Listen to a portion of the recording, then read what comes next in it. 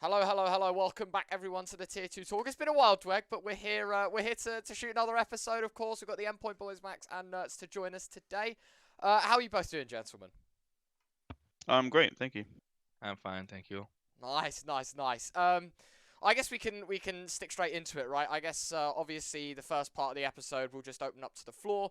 We can ask questions, basically aimed at you guys if anyone's watching live in Twitch chat, or obviously we asked everyone at home on Twitter to ask us some questions as well, and we'll run through it all and basically see what's going on, pick your guys' brain about a few things. All right, should we start? Right. Yes, go for it. Shoot for the stars. Okay. So the first one we normally ask all of our guests, guys, is what is it like playing in such a competitive Tier 2 space these days? Because obviously for you, Max, I mean, you've been going for quite a while. I think if you think even a few years back, the Tier 2 scene is very different than what it is today. So how would you look at level of competition? I mean, it's hard. It's always hard. There's always like a range of teams who, it's very hard to be consistent. Obviously, you cast a lot of it, so you'll know. But there's so many play styles you have to play against when it comes to sort of like European teams, and you have like some Balkan teams, and you have the CIS teams. It's like very unique play styles, so you have to obviously adapt most games you're playing. But yeah, it's very hard to sort of breach, I'd say, like top 25. I think top 30 is not as bad as it used to be, but sort of the top 25 is obviously, I think, the goal where most teams want to be. But yeah, it's just hard to be consistent and get the results you want to get.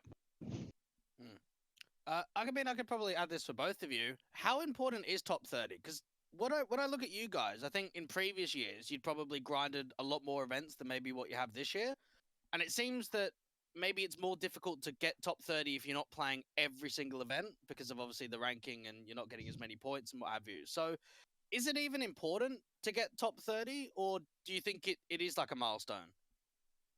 I think before you reach, like, if you're a team that you've never reached top 30, then I think you find it quite important. But I think once you like accomplish that as a milestone, like you're saying, like you realize that it's actually top 30 doesn't really mean that much. I think it's actually the goal that you want to set is top 20, because that's when you start hitting, the invites for close qualifiers, or you have, more direct invites for playoffs for these tier 2 tournaments. So at least for me, like, it was a goal before, but now, we feel like we are quite often, in on or around the top 30. That it's not that big of a deal, but sort of the top 20 is kind of where we're aiming for. For us, like Endpoint belongs to top 30 every time. We have to be in top 30, and we know that you're top 30 at the moment. Yeah. Okay. I guess when you do make it and you're sort of consistently around that level, you then almost have that boundary and barrier of always being in that sort of position. Nerds, what's your warm up routine inside and outside of the game before an official? To be honest, I don't have kinda outside routine, but in game, I'm just waking up. I'm doing like 5 minutes embots. I'm coming practice, and like between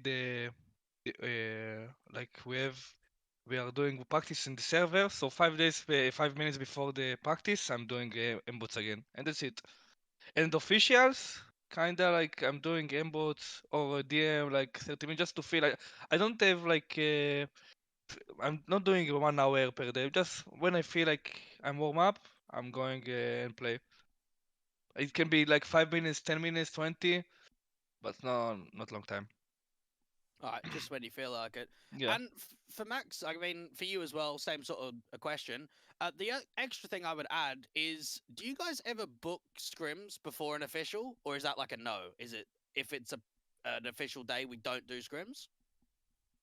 I mean, we definitely used to, but kind of my pet peeve was always like, you don't want to play, for example, say you have a game at 5 p.m. You don't want to book a scrim at 4 p.m. and play the scrim and go straight into a game, because at that point you're playing 4 maps potentially, right? And it's like, you're not going to be 100% for that. But we definitely do, but we always want to have, like a meaningful break between sort of the practice and the official, right?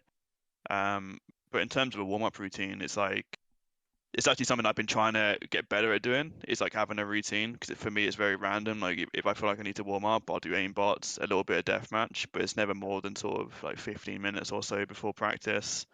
And with a official, it's more or less the same. You know, it's like 15, 20 minutes at most, and then I'm good to go. Okay. And since we've got a bit of a UK vibe going on with the show today, what is your ideal meal deal combo, Max? It's actually a hard question because Yeah. like I'm a sucker for like it depends obviously where you go, but like like some of the options are awful, but some of them you can get away with. So like I'm a sucker for like all day breakfast, but I also do enjoy the like the pasta usually. But if I had Okay. to pick one, I'd probably say uh probably the tuna sweet corn pasta with like Oof. a Dr. Pepper and some prawn cocktail crisp probably. Or fridge raiders if they're available. But Oh, that's the call. That's the call. That's elite. Yeah. it depends. It depends if they're available or not. All right. Well, I'll change it a little bit for Nertz. Is there a favorite UK food that you've had that you've had a liking to? It's not actually UK food, but Max knows that's why what I'm always ordering. It's Chinese food. Always like Oh, you the might know it, noodles. Dreg. It's in Watford. Oh yeah. Always ordering noodles. Yeah, It's called oodles. Oodles. Yeah, Oh yeah, I know the one. Yeah, you're a big fan. yeah. Actually, yeah. Me and Kushal always taking the noodles one.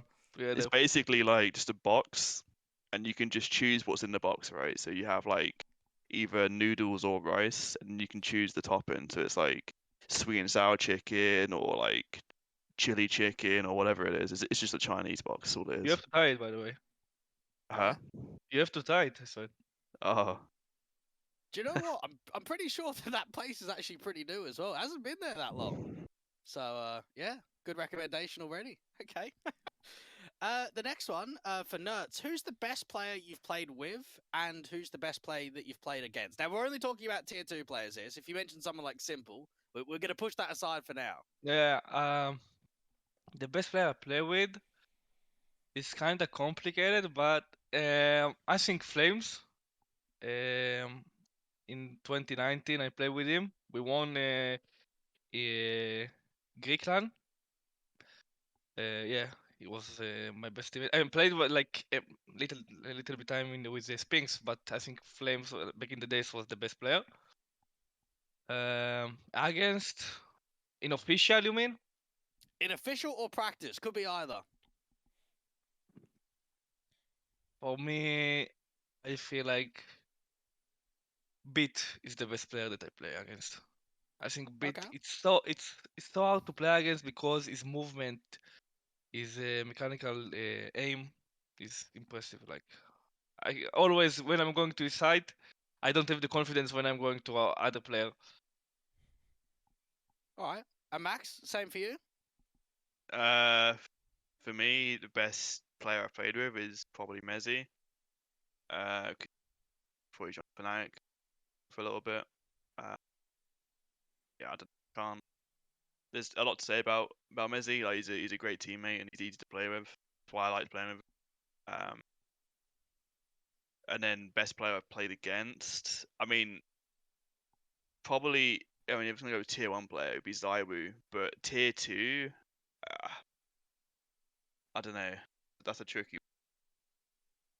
We've had some oddities. Some people have said like guys like Finnegan on the older Sparta team. Like we get a couple of odd players here or there that just say are absolutely unreal in practice. Yeah, I mean, there are people who can perform in practice. I'll tell you that. I don't know. It's a really hard one because I think we play a lot of teams. I don't know. All right. All right. Fair enough. Probably to play against the CIS teams, by the way. Yeah, Really like hard to play. I mean, I'm definitely thinking of CIS because that like there's always like we play a team that we don't really know and we're like holy shit, these guys are good. I mean, like I can't remember what they were called. Yeah, like there's definitely some upcoming CIS teams again. That's for sure. Okay. And for Nertz, what are some of your personal goals for this year? I guess this could be like with Endpoint. It could be maybe for yourself. What are some of the goals for you? For me, I think first of all to go for playoff in a Pro League, and like individual goal is to improve. Like I think we improved a lot as a team with Kirby and and with Alan as well. A lot of credit to everybody, but um, I feel like this month I improved a lot. Not only because of the official, like I feel myself I have more confidence. Um, to keep my like to be eager more and to keep my motivation be like that. Okay.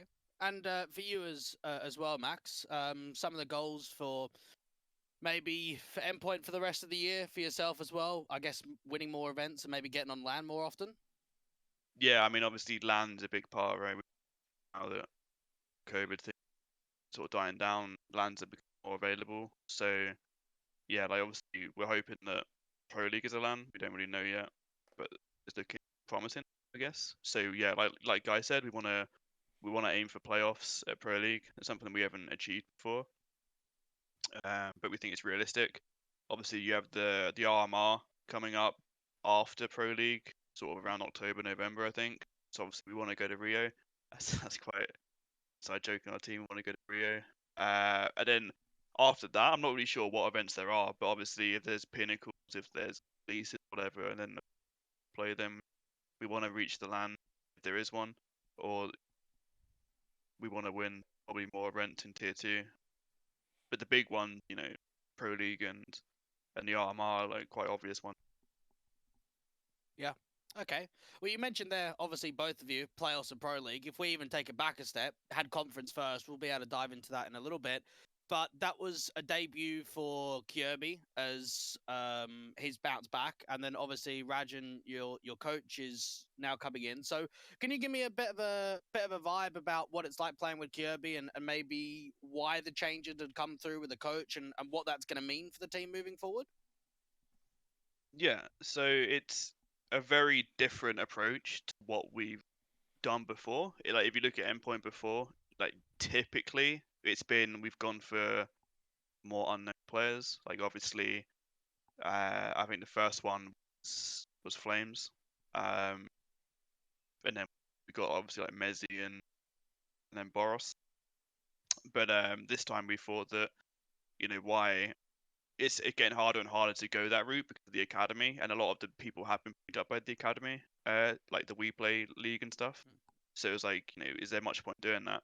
And then I don't even know what happened, but I think one day Reggie was like, "Yeah, Kirby's available." I was like, "Okay, we can try." And then I thought, like you might have higher aspirations, or whatever, but it turned out like our goals aligned, and then we ended up getting him. So obviously to have someone of his caliber and his experience in the team I think it lifts everyone, and it also provides us with the experience, of like what it means Tier 1, like the routines, the discipline, and sort of all like these little things. But I think everyone's learning a lot from it. And we have the same coach, Alan as well, Regin. So we removed Alan and got another Alan. So yeah, it's the same vibe really. We didn't really think it would be possible, and then it was possible. And now he brings also sort of the Tier 1 coaching, right? And it helps me a lot with my like leadership and my in-game leading. And we always have conversations about like how we can improve things, how we can change the meta, how we can tweak maps. So yeah, for me, it's like a really positive change. Very different to what we. Okay. Are we going to see Nuke being played after the player break? I don't know, Guy, you want to take that one? No. You need to answer about it. We'll see. Okay. All right. We'll leave it as that. I want to answer about like Marcus, like about Kirby in Yeah, Dredging. go on, mate. So inside the game, they changed Marcus changed a lot in game. As like with Boros, like everybody love Boros. I have nothing against him. We had like some problems with communication, not only because of him, like overall. And what Marcus bring to the team, like good communication in some tough situation, you have to decide to be initiative. He is the guy that is talking in the like crucial times. And about Alan, the new coach, he changed the team outside the game and inside the game. These two guys just need to take big credit for this. Awesome. enough. Sounds like a lot of good news. Yeah. Gonna add anything, Ron? Yeah, I was going to ask Blue Phoenix from Twitch chat for you, Max. He says, how do you anti-strat an enemy? How do you pass it to your teammates? And what input can you give about the preparation for the enemy team and what they do? It's a great question.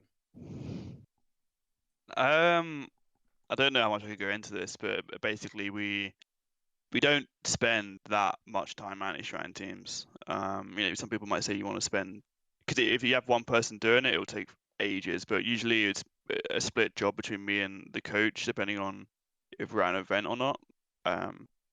But like there's obviously a lot of information you can take from watching opponents, but it's like you want to condense it into actual useful information, because you can write every single strat they're going to run, but it's actually useful to your team? Probably not, right? So you want to look at tendencies, you want to look at how they approach maps, if they have any tells, and then that's basically it. Obviously, you have to put it in a way that your teammates can understand it, but that's pretty much all anti-strat is. The most important thing being that it's condensed and it's your teammates understand what you're saying in the anti-strat. Otherwise, it's useless. Fair enough. I'd actually want to go a little bit deeper into when you were mentioning different styles about different regions of teams. As an example, like if you play the Bulgarians, right? Proper pacey, in your face, really explosive, a lot of double AWPing and stuff like that.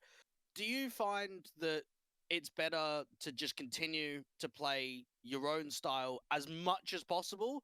Or is it any time you realize that you're playing a team from a different region, you have to be adaptable? Like what is the differences there?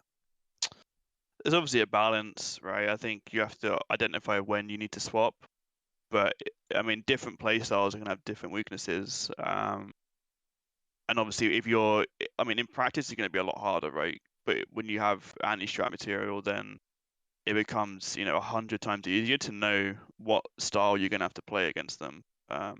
Whether you're going to have to play your own style, like you want to be like proactive, or you want to just play more reactive and let them come to you, so to speak. All right. Fair enough. Well, to end this off, we could ask about the memes. We obviously know, Max, your Twitter account. killer. It shares some good laughs. I think a lot of people like the content. But the question is, where are those videos coming from? Honestly, it's hard to even say. Like, it's just sometimes I just think of a reference and I'm like, yeah, that's the one. And it's like a film clip or it's like a TV show or something. I'm like, yeah, that's the one. Or sometimes I just see stuff on TikTok and it's just, I don't know, it gets me, and then I put it on Twitter, and obviously everyone else loves it as well. So Yeah. Love it. Cool. Love it. Ryan, Fair you got enough. anything? No. I guess actually one question from Crazy in the Twitch chat. Obviously UK roots, Max. We'll never let it go. Did you watch Eco or I guess Fanbit previously in the Austrian LAN at all? And any comment on then?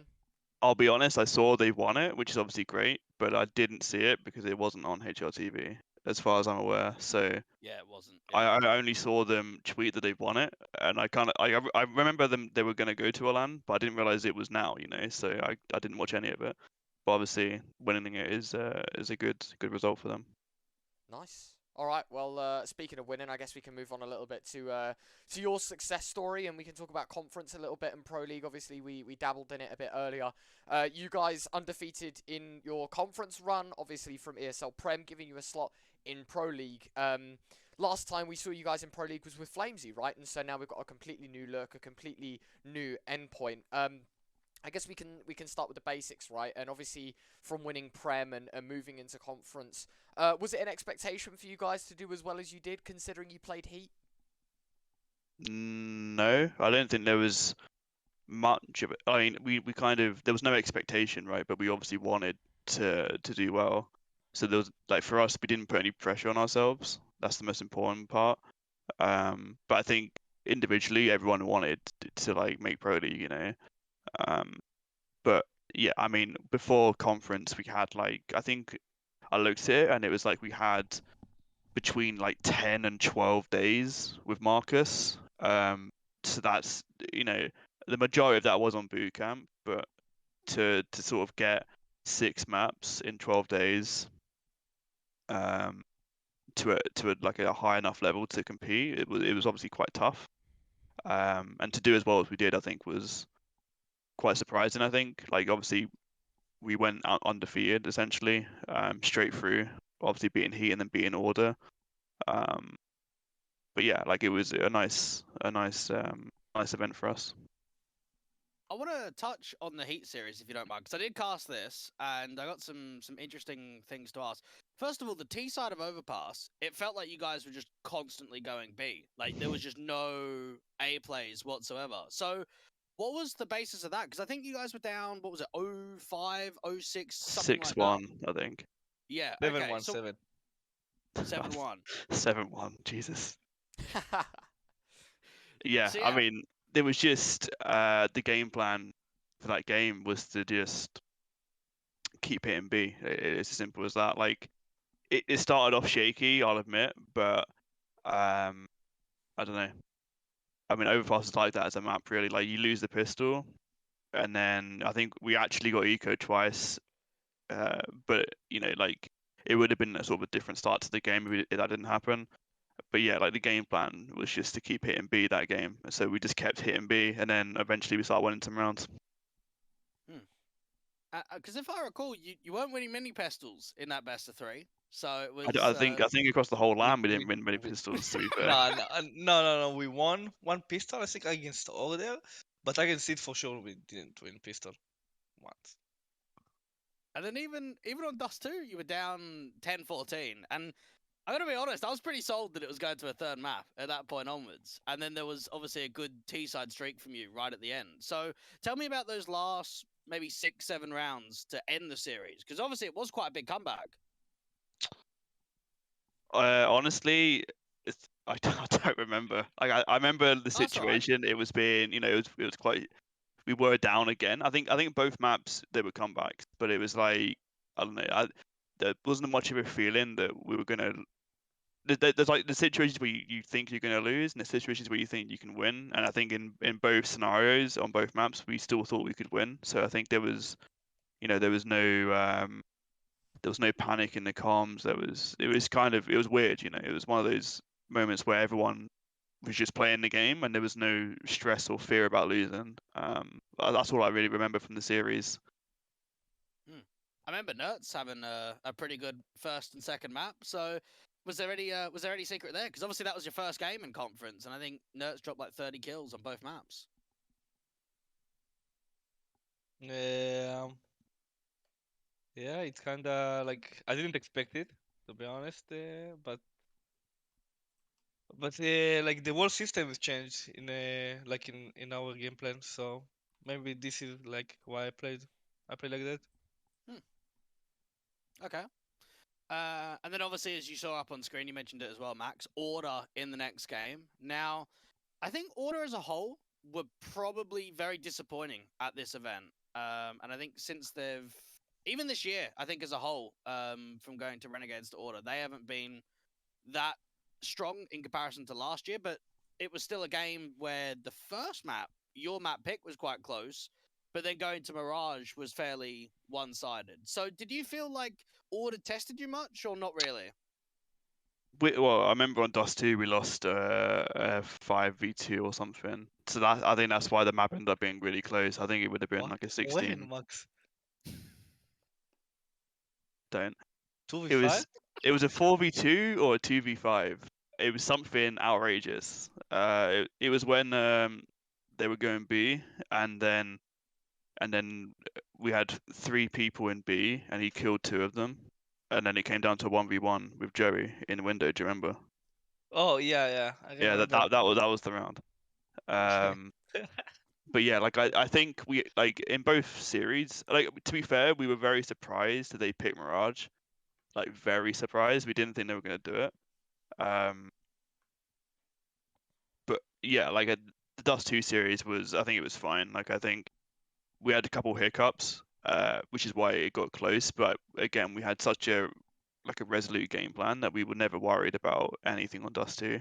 But on Mirage, it was a lot harder because we really weren't expecting them to pick it. But yeah, that was that. Okay. I think overall it was probably a good couple of games for you, Nertz. So did you feel as if much had changed going from the first to the second? Because obviously you had another good performance in that best of three as well. Not actually. Like I felt the same. Like I Hmm. didn't. What helped for me that we are kinda doing prep for the against the other team, so we can expect what they're gonna do and what is our reaction for what they're doing. So this is what helped me to perform like that. How similar do you think Order had of a European playstyle, or if none at all? Yeah. I mean, playing against them, there was not much of a difference between sort of a European playstyle. Like, from what I could tell, is that they have a very set way of playing. Like they have, at least at that event, it was more like they default and they have like maybe 2 rounds they're gonna run, and that was across like both maps from what it felt like. Obviously, it's, for me on Mirage, it's a little bit difficult because we didn't have that much prep for them on Mirage, and I played B, right? So I think in that game, I think Guy was just farming mid. I pressed tab one round. I was like, it was like 10 rounds in. He had like 25 kills. I was like, okay, I don't even know what was happening. But like on Dust 2, it was very much like you could tell that there was like quite methodical, which is what a lot of European teams are like. But you know, they weren't too extreme in the sense that they were just running aggressive rounds all the time. You know, which is what like sort of CIS or Balkan teams might do a little bit. So. Ryan, do we want to maybe touch on some of the other matchups? I don't know if you guys saw any other games after you played yours. Did you follow any more of the bracket, or that was it? Yeah. I didn't watch any of them. I followed one game, like I think between the Portuguese team. I don't remember what is their For the name. win? For the win and Yep. against wait, FTW against Yeah, Sprout or Illumina. Illumina. Yeah, to be Oh, honest, I the last expected game. Illumina to win, but this was one insane game. I didn't expect that they will qualify for a Pro League. Well, this could be an opportunity for us, Ryan, to maybe go over the bracket and just Sure, kind of yeah, give yeah. our sort of vibe. I mean, obviously, MIBR, Endpoint, Eternal Fire, and Outsiders went through in the upper bracket. I don't think there's too many surprises with MIBR, Eternal Fire either, Outsiders too. Like, they were probably the favorite team coming into this event. In the lower bracket, though, there was some. I mean, even QnA, I don't know. Did you know that they had a completely different lineup coming into conference? Because personally, I only found out that they'd changed from German to EU like a couple of days before conference had actually started. I thought that was their team. I don't know. I didn't realize they changed team. Yeah, so that was a bit of a surprise. Strife, one of the American teams, unfortunately couldn't take a map, but I think their Orpa Slight, if I remember correctly, looked okay. The Aussie teams, I think, had a bit of a tough time. They had 3 representatives of Order, Vertex, and Encore. For Illumina, I don't know what their situation is because when we spoke to them in interviews, they said that they've been using their stand-in for like a month. So I don't know if that's like an actual roster change or what have you, but they were kind of surprising. And then obviously for the win, I don't know what happened in this event. Like, fair play that they qualified, but I remember even the Coalesce or the Fambit lineup beat them on LAN in one of those like Sigma events only not that long ago. It could have been maybe 6 months, maybe just before that. Yeah. And yet they come to this event somehow continue to surprise. I mean, beating Sprout in a best of 3, I don't know what is going on there. beating Order in a really one-sided fashion, and then even beating Illumina, but yet they come back and I think they just got pumped in ESEA Advanced Playoffs, didn't they, Ryan? They lost to they got Big Academy, and then they lost to the One Ping guys, the UK lads, and then they were straight out. So yeah, I'm very surprised about Sprout. Did you think that they were going to go out this early, Max? No, I mean, I was about to say that's probably the biggest upset, right? It was, I think if you look at all the teams that made it through, I'd say the only team that's missing is Sprout. And I think obviously they're going to be disappointed with the result. But yeah, there's not much else to say.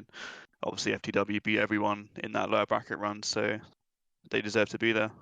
Yeah, for sure. We'll touch on it a little bit later because obviously they have made roster changes, so it will be a slightly different lineup to what they have in Pro League itself. But it did feel as if all the European teams outclassed the out-of-region teams, which is probably understandable going into LAN and going into conference. But even the French derby between Falcons and Heat was a fairly close game on map 1 and map 2, and then Heat just pumped them on map 3, which was a little bit of a shame because there's actually quite a lot riding on that one. Tyloo were quite disappointing for me. First international LAN for quite a while, and I don't know, they looked dreadful against Illumina. That was just an awful series. So I don't know what to think there, because I always remember Tyloo being one of those teams. I don't know if you've ever practiced them, Max, or you've played them at any point in your career, but they were always the team to me that they'll go to like one of these EU events, just constantly upset against tier 1 teams, and then just go back home. Yeah, I remember back in the days when Cobble was still a map. They had this very unique play style on Cobble, and they ended up beating a lot of these tier 1 teams at the major or something. But yeah, I mean, we have played against them, the new Tyloo, a little bit in practice. Okay. But yeah, I didn't get to watch their games to see how they performed. But yeah, obviously for them, again, it'll be quite disappointing, right? I think they were boot camping here for a while in the EU to play this. So. Have you had a chance to practice the new Outsiders team or the VP lineup with Norbert and Fame? No, we didn't I practice. don't think so. I don't think so. No. Because they've obviously only made changes fairly recently coming into this event, but they were the clear favourites by far. So I think it's always nice because with this event, I think you had a good rounding. You got quite a lot of teams. You got 6 slots on offer. So if you're decent, you're probably going through, unlike Sprout. But you've got a lot of opportunities. But it also gives chances for out of region teams to sort of have a showing, try and get into EU, because obviously that's where all the practice is and where all the good events are. So yeah, do we want to move on to the actual Pro League itself, Ryan, and maybe get some thoughts from these guys? Yeah, can do. So hopefully if I go to here, it will bring up the actual main stage of the entire tournament. Yeah, it's exciting, right? I think for a lot of people at home, maybe don't know, I think outside of the majors, Pro League is the big one to watch, right? It's obviously ever increasing in prize money. If I'm not mistaken as well, more slots were sold recently as well. I think there are a few more teams, obviously, as you can see now, that are permanent partner teams sort of bought into by orgs themselves to raise money for this. So far, it's looking unbelievable. Obviously, we're still waiting on a few more for world rankings, and I think that will settle in post player break, if I'm not mistaken, right? I think that as soon as the play break ends, they'll announce who gets the slots because of world rankings. But this, I mean, it's more or less the major, right? In terms of sort of EU, CIS teams. Obviously, we've got Complexity and EG, Furia as well, which is nice to see. But they just get more and more stacked each year, right? And we are just starting to see the best. And I think, obviously, we're going to try and focus as much on Tier 2 as possible. But Tier 1, obviously, we'll talk about it in the finished events in a moment as well, has been very rocky. So I feel like coming back into this, and I'm not sure about you guys as well, where maybe obviously coming from conference, the bar is slightly lower for you. What do you guys think about this? Is this a big opportunity, considering, Big have now just won Roobet, and obviously we've had a massive turnaround in Tier 1. Do you think this is like a perfect opportunity for Endpoint to get on the map and make playoffs? Yeah, I think any time you're in Pro League, it can be a big opportunity, right? Because you do a good run, and you obviously you get notoriety for the result, but also the important thing is you get the ESL points, right? And then that means more invites, more more prestige, more close qualifiers and whatnot for these big events. My only pet peeve was that actually you don't get any ESL points from the conference because it is a qualifier for the Pro League, right? So all these teams Is coming that from conference, you just pro? don't. Yeah, sorry, Max. I was just gonna say, is that Pro Tour points or World Ranking points? World rank. 'Cause this is Right. what the seed's based off, right? I think every Pro League you're seeded based on your world rank points. So that's my only pet peeve is that teams that qualify don't actually get any world rank points. So I think every single team, other than maybe Outsiders and maybe Eternal Fire and maybe Heat, are gonna have like quite poor points. Oh, Yeah. I know that we do for sure, but Yeah. so that could mean the group of death for us. But again, it's like we're not completely worried about anything. Like our goal is to make playoffs. But yeah, obviously it's super stacked. So it'll be interesting to see what groups get drawn. Obviously we don't have a clue if it's going to be on LAN, what group we're in or anything yet. So it'll be really interesting. Well, I know the last few seasons have been on. The last one definitely was on LAN. Whether it's in a studio capacity or it's in a crowd, I'm not sure at this point. But I would imagine with the ESL World Rankings, we might still see teams like Movistar and Sprout probably go through. Like I don't know. Are we able to bring up the World Ranking sheet? Right. Yes, yeah. If I Just to get a bit of a gaze, because I'm obviously there's a hoping- lot. Yeah, of, here we go. Yeah. So I was actually looking at this on my other monitor just to set it up. So you are right. Endpoint are lower than everyone else in this event. They are down at the bottom. Number 80. What I find really interesting is you've got less points than Apex Rebels, who literally have one person on their team. But that's a conversation for another day, right? And there are other teams here that I've literally never even heard of that are sort of here. But if we go sort of around to top 20 area, this is sort of where the points are placed. Spirit look to be a team that are going to get a slot, if I'm not mistaken. They don't have one right now. Okay. And then below that, it will be OG and Imperial as the other teams, as of right now, obviously. Yeah. I'm not too sure when the next update is or if there are any more tournaments that need to get the points. But right now, it's looking to be that it will be Spirit, OG, Imperial. Obviously, that's dependent on if Imperial can travel over as well, right? So we'll still see about that one. I think they are in Europe as of right now, or maybe just left. Sounds about right. Because they were playing in REPUBLEAGUE, right? So they definitely would have been in and around. But yeah, this is how it looks, at least according to ESL's world ranking as of the 28th of June. Okay.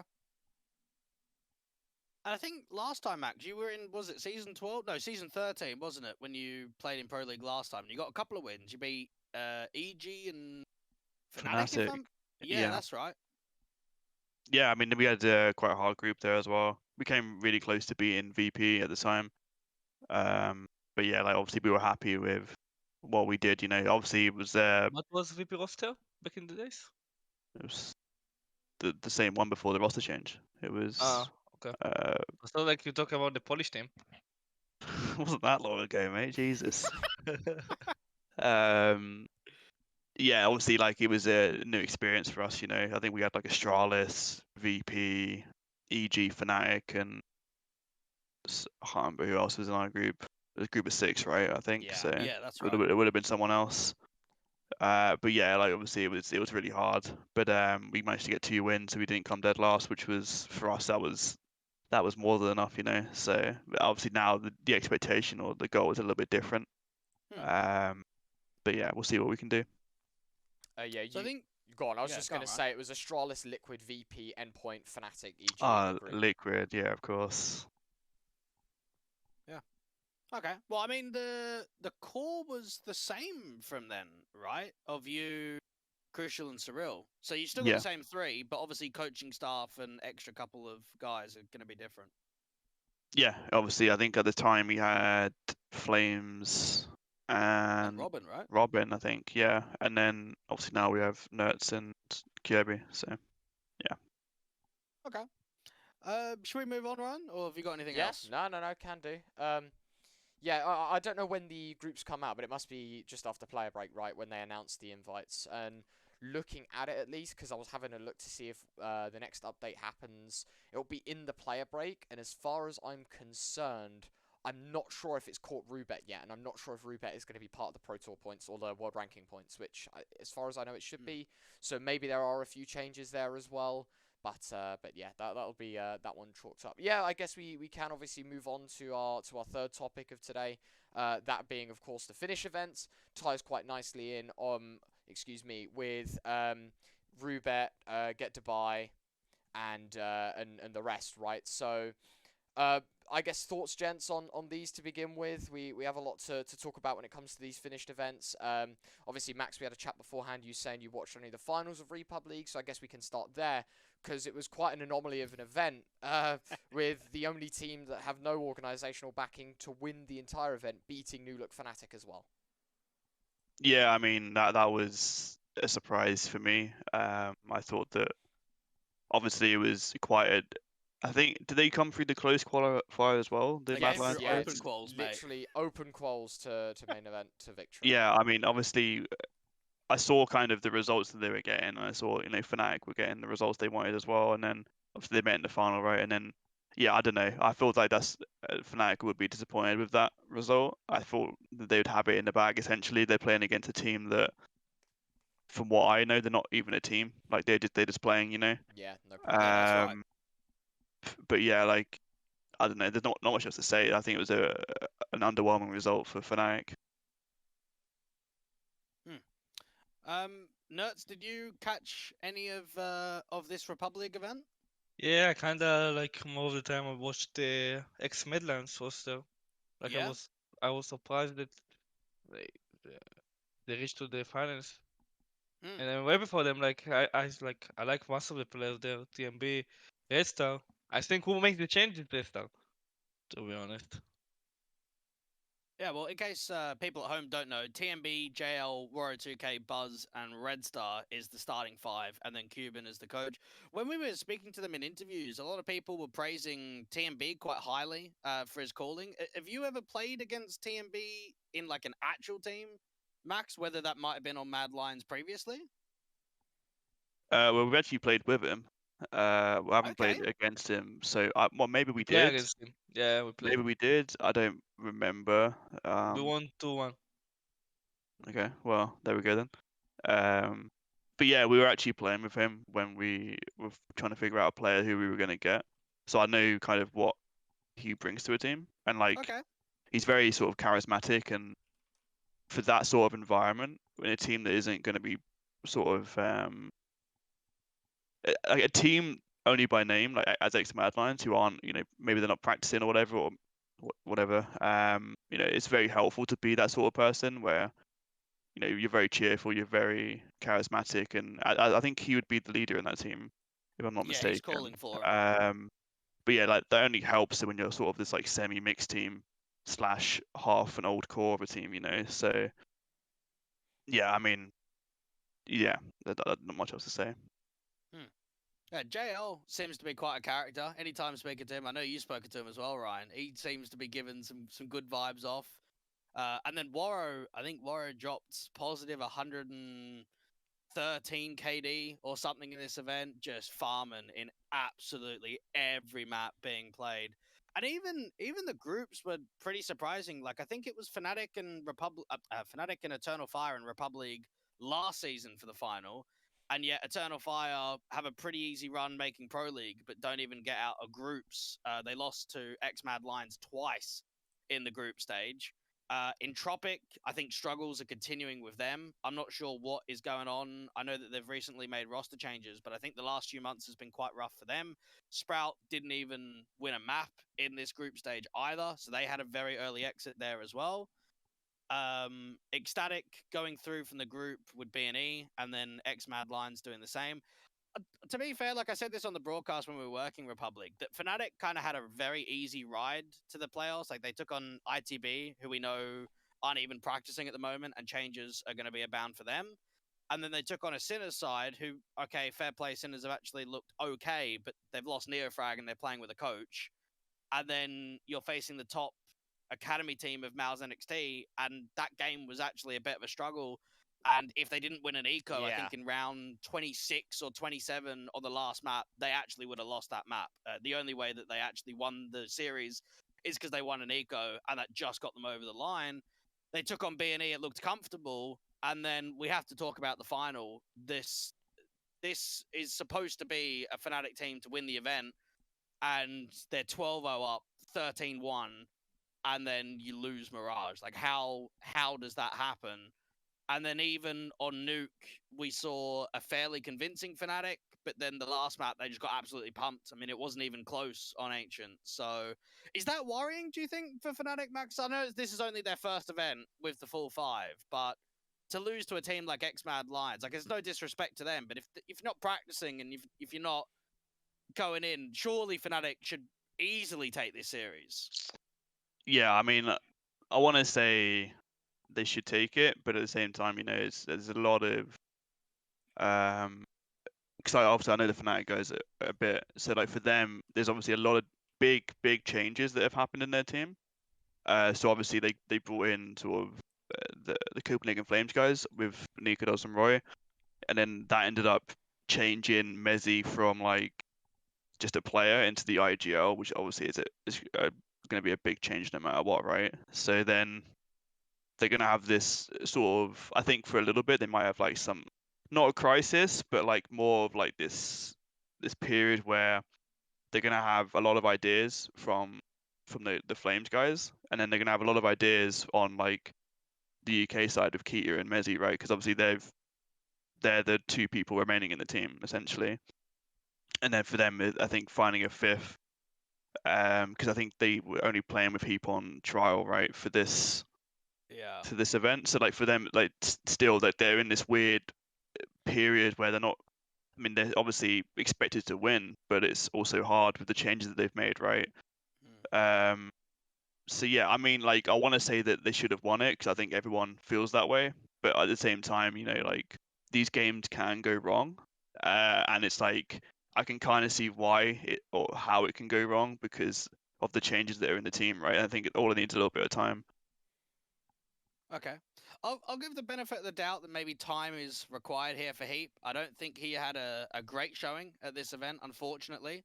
And I think he's playing like ramp on Nuke. He's playing a lot of the anchor holds and doing a lot of lurking on T side, but it did seem to be quite a rough event for them, or for him in particular. So we'll see if that can pick up.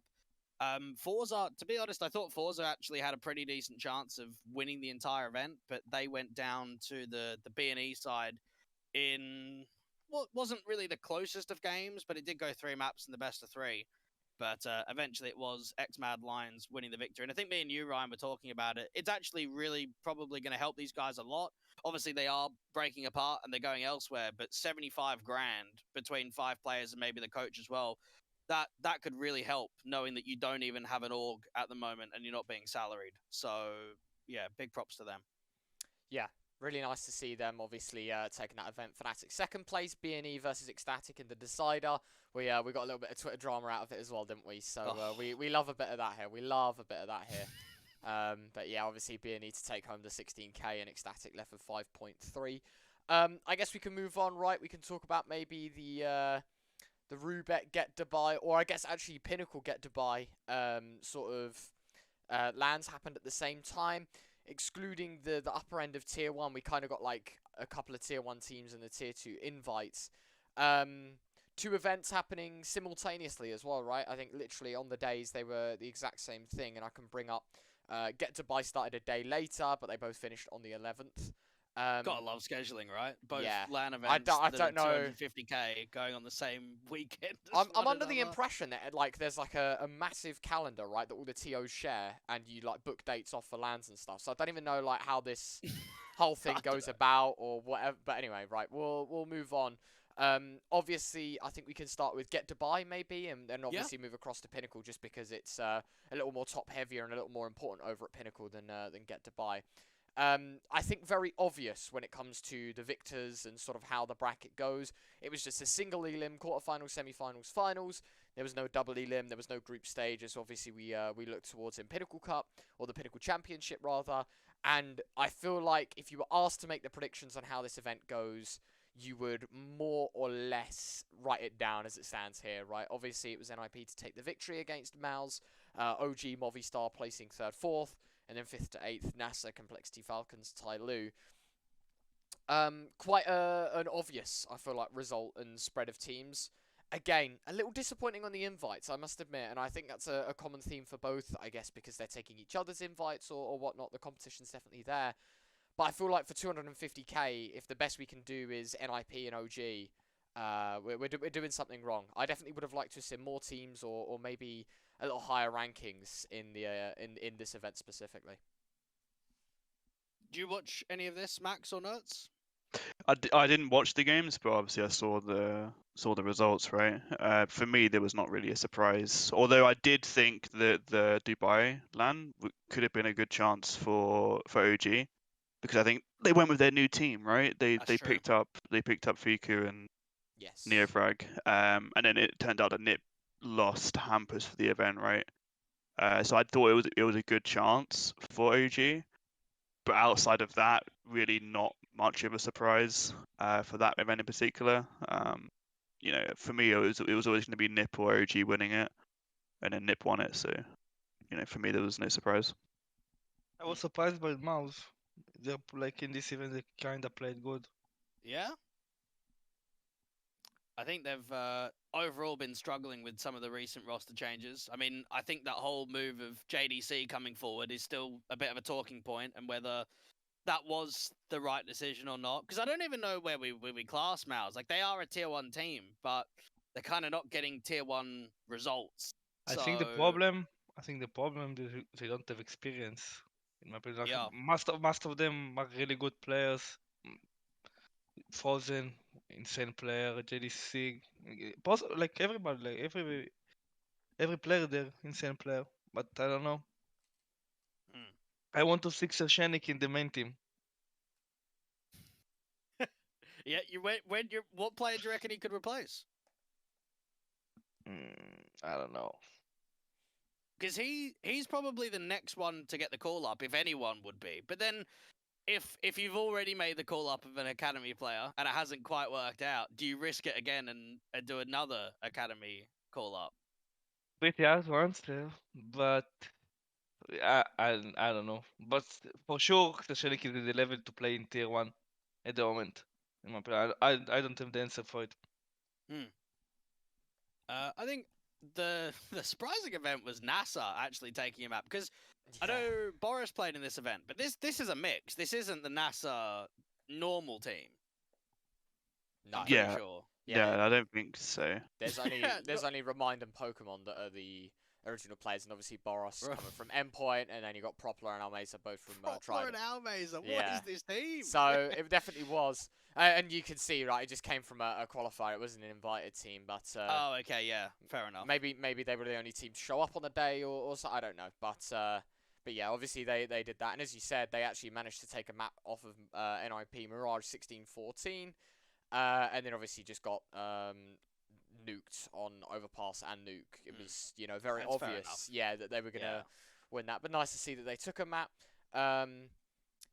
Yeah, I don't think there's really much to comment on in this event. Obviously, I think we said our piece about OG. I mean, I don't know who seeded this event or whatnot, if OG were placed higher than Mouse or whatever, but I would definitely, in terms of seeding, it would be top 4 being NIP, OG, Mouse, and maybe Movistar Riders in that sense. So, I don't know. Beating Complexity, but then facing NIP in the semi-finals. Obviously, one team has to, right? It was either Mouse or OG that has to do it. But I think on the other side of the bracket, we definitely would have seen OG in the finals. At least that would have been my thought. But yeah, I don't think there's much else to comment on with this event. And I think just one thing actually. Max, are you surprised that Complexity have not made roster changes? Because I think they're on an 8-game losing streak right now. Because we saw them in Alyssa only last week, and I was trying to like build some further notes for them. They've won 1 out of 13 best of 3s this entire year against an EU or CIS team. Like their only win is against North American or South American teams. I think they're probably gonna wait until Pro League. Is what I'd say. Like they're probably going to wait and see. If they can't perform at Pro League, then I think that's where you're going to see the roster changes happening. But yeah, like obviously, it's no secret that they're underperforming, right? But they are. I kind of see it as they're like a young team, you know. So like they have. I think people hold them to the same regard as like it being complexity. Therefore, they have to get the results right. But Possibly. it might not be the same case for the organization. It might be that, you know, they're looking for more of a long-term thing. So who knows? Yeah. I mean, the thing that they've got themselves in is that because they are towards the top of NA, they keep getting all the invites to the tier 1 events. And they actually don't play tier 2 teams very often. Do you reckon that could actually be a weakness? Like if they maybe build some more confidence by playing in Pinnacles and Alyssa's and things like that, that might help, because all they're playing in is like I Am Dallas and Get Dubai, and it feels as if because they're only playing the majority of tier 1 events, like, is that ever something that a team thinks about? Yeah, I mean, we've experimented with it before. Like we went, okay, well, we're not going to play any games, and then we're gonna, you know, have 4 weeks of practice with no official, right? But like you need these games to be played. I think like you learn more in these games, and also you get the sort of the match fitness to play these bigger events as well. So yeah, like I don't really understand why teams don't play. Maybe they can't, but you know, teams should be playing these tier 2 events, especially if they're going to get invites as well. For, you know, even if they get invited to playoffs or whatever, I think it's still worth it to play. Because then again, you can practice in the official and you can get the match fitness. All right, good opportunity, Ryan, to maybe move over to Pinnacle. Yeah, can do. I was going to make one comment, and I'm not sure if Yeah, it's go on. true or not. I heard, I don't know where from, again, it might just be a load of shite, but I heard that if you consecutively get bad results in Pro League, like there's a risk of your slot being removed or something like that. I think I think it's like if you don't win a single best of 3 in I'm pretty sure that is true. Or 3 last place, consecutive yeah. Pro Leagues or something like that. yeah, I think the wording is like your spot is under review. So it's I think it's not like it's not clear cut that it's like bam, you're gone, because I think if that was the case, then EG would be out of Pro League, because I think they've finished last in the like sort of the 3 or 4 seasons they've like, the last 3 or 4 seasons. So yeah, I don't think it's ever going to be enforced that teams remove their partner slots, but you know, we'll see, I guess. Yeah, no, I just thought it would be an interesting one. But yeah, you are right. Okay, we can move on to Pinnacle a bit. I guess the first talking point you talking about EG is that we don't even bring our main roster to the event, and obviously a big talking point I had with a couple of people is that, first of all, did Pinnacle even expect this move to happen? You know, you invite EG thinking, you know, your Stewies, your Cirques, you know, your main EG team, and then they bring Party Astronauts, and as expected, they get stomped by Astralis in their opening game. They obviously then play against Finest in the elimination match, and yeah, that was it. Like, it was done for. They lose, what, 16-9, 16-8, and then obviously lose 16-6 in their opening game against Astralis. Very disappointing to see from OG. MIBR would have been nice to see them play a little bit more, but obviously in that group, you're not really going to make much headspace. I don't know where to start. I guess we can talk about both groups a little bit here. Did you see much of Finest, Nertz? Yeah, of course. I Yeah? think I watched every game of them playing. Yeah. Yeah, we can touch on Finest, because obviously they were the teams that came through as a replacement invite for Copenhagen Flames. That obviously the lineups go in different pieces to different teams, so they're obviously not fielding the 5-man. So because of that, they won Pinnacle Cup 4, and I think if we even jump back, I think we spoke about it on a previous episode, Ryan, when we had Kriaz on, is that was a bit of a surprise that they won that event. They beat some really good teams. I think they beat Movistar, they beat Eternal Fight, they beat Spirit in 2-0 in the quarterfinals when Spirit literally just made top 4 at the major, and they absolutely banged them. So I don't know what was going on there, but they won Pinnacle Cup 4 to get into this position. And I actually think they performed very well. Annika has proved to be a very capable AWPer on LAN. I think Plessen is finding some decent success with the rifle consistently. I don't know about Twist and maybe in-game leadership, because we know that that's a new role for him. I guess kind of similar to what Mezzi's facing, moving on to Fnatic now. But they got out of groups. They had a fairly close game against Imperial. They were down quite a lot. I think they were down maybe 4-12 or 4-13, something in that sort of ballpark on Dust 2 and had a really good second half to come back. So that was at least some positive signs of, okay, maybe a bit of a slow start. They can bounce back. The way they played against EG as well, I don't think they were really that tested. But then the massive surprise is 16-9 versus Imperial. I mean, I remember casting this series, and it wasn't even close. It was just a one-sided performance. And looking at Imperial, at what they did at the major, everything after that, last place IM Dallas, not even getting out of groups here, last place in REPUBLEAGUE and Roobet. Things do not look great for the Imperial side, but for Finest, I mean, it's obviously a big victory. And then even when they faced Heroic in the playoff game, they took a pretty convincing map off them. So have you seen much of these guys, Max, or have you played them at all? Yeah, I mean, for me, it's not that much of a surprise because I know Finest are a good team. Maybe, yeah, like I'm looking at the results now. Like I remember watching the Imperial game and stuff. Like for me, it's not even that much of an upset. Yeah. I know people sort of harp on about the major results and stuff, but I think, recently Imperial haven't been looking too hot, So for me, Finest making the playoffs is a good result for them. I think it was their first LAN as well as a team. So yeah, it's obviously a great result for them. Yeah, as far as I'm aware, for Anarchez, Shocks, and it may have even been Pleasant as well, had never played a LAN outside of their own country. So it's the first international LAN for 3 out of 5 players on the Wait, team. you said Anarchez as well? Maybe not Anarchez then. Actually, let me. No, It might have been Anarchez. Kriaz, Shocks, and Pleasant then. No, for sure I remember that Anarchez played with me. Oh, what the majors, major, right? The minor, I should Yeah. say. the minor, No, that is true. So it might have been Pleasant, Shocks, and Kriaz then, of playing the first international LAN outside of their own country. So that's kind of cool. I mean, unfortunately, I think some of their successes maybe coming back from this event haven't been all that great. But yeah, even for EG, I mean, I can tell you, Ryan, that there were posters up with Stewie on it in the streets. So I think they anticipated that the main. Yeah, I mean, there's no way they knew that it would be the party national team, right?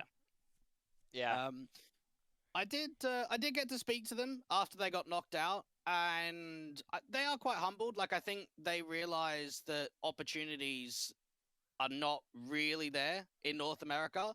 And even if you get the chance to come out here, I remember for some of the teams that got knocked out, they just went straight back to the hotel and did nothing. As soon as these guys got knocked out, they just went straight back into scrims because they know that their time in Europe is not going to be here for very long. So I think it's a very good mindset to have that, okay, we're here to try and get experience. We're here to knuckle down and do as well as possible.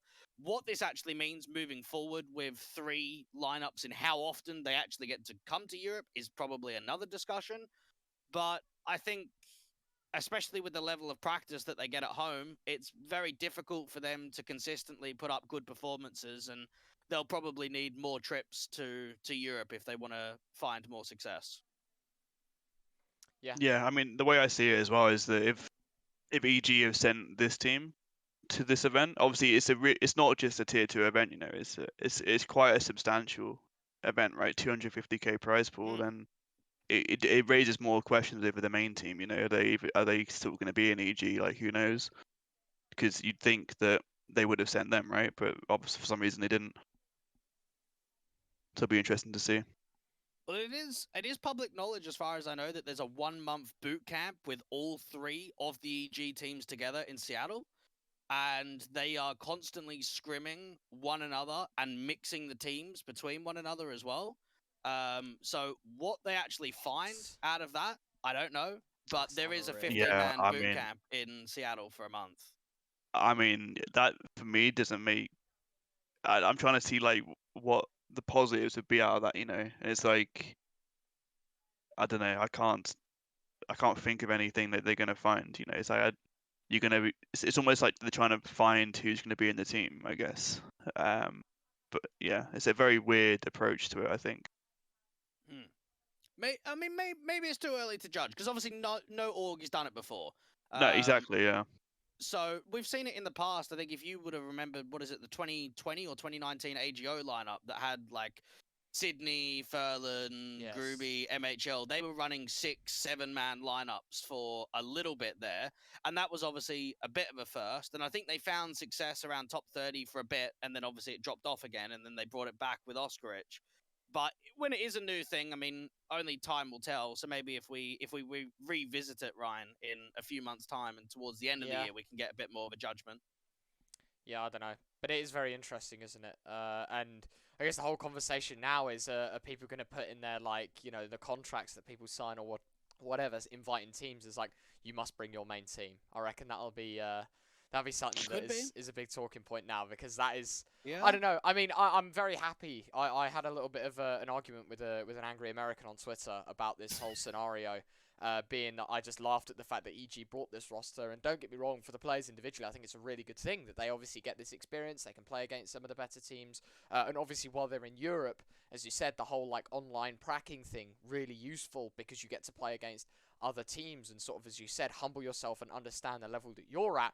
But from an organisational perspective, this is just, I don't know, it's just got to be a fucking disaster, really, isn't it? Like, to invite a team thinking, oh yeah, it'll be alright, and then just bottom out in your group, and that was it. I don't know. It definitely wasn't the call.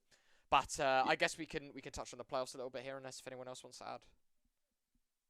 No, it's just that I think for EG to have 3 teams, I don't understand it. But I'd say, like, obviously you can have 2 teams, and you have like, sort of an academy-ish team. But I really don't understand why they've got 3 teams. You know, it's bizarre. You've got to imagine for Party Astronauts and what is it, Cart DM. I mean, it's a no-brainer, really, because Of course, if you're yeah, on of orgs, course. for those guys it makes sense. But I mean, yeah, if we're looking at it from the org's perspective, they're sinking money. I just think long term, it's like they're obviously they want to have a flagship team, right? And it's like it makes sense to have a flagship team, like you have Mouse Sports and you have Mouse NXT, right? It's like, what is this third team going to be doing? I don't understand. Like, they're just, I don't know. Yeah, fair enough. I guess we can talk about playoffs just a little bit here. Not really much to touch on other than the heroic lower bracket run, right? Obviously, that is killer from them. Bested by Big in their group. As you can see, they opened up against Fnatic. They lost 16-14. They beat MIBR. Then they had the decider against Fnatic in a 2-0 fashion. Obviously, it was a BO3. Another 16-14 on that opening map. It was Mirage instead of Inferno. And then another close one on Overpass. So Fnatic had a chance to beat Heroic and make it out of groups. But other than that, they beat Finest. They had the rematch against Big in the BO3, obviously from their group. And this time they showed they were the best team in Group A. And then Astralis surprised me very much in this run. Obviously top in their group in, I would say, the easier group of the two. You know, you haven't got Fnatic, Heroic, or Big. Definitely. You're like the best team in your group. So it was expected. But to beat Big 2-0, very respectable. And then obviously against Astralis, it was very disappointing. I remember watching this grand final live, and it was kind of like, for Astralis, you could feel the pain because BlameF individually had a really sick event. Everyone else kind of like, you know, what's going on. And this was kind of it. Nertz, obviously you said you watched the Finest guys a bit. Did you pay attention much to the playoff stage at all? Yeah, not like only Finest matches, but I would say some words on the Finest.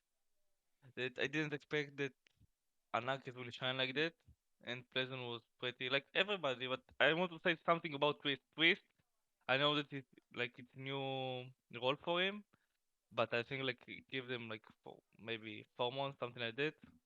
They will do some good results. Okay, some confidence. That's good to see.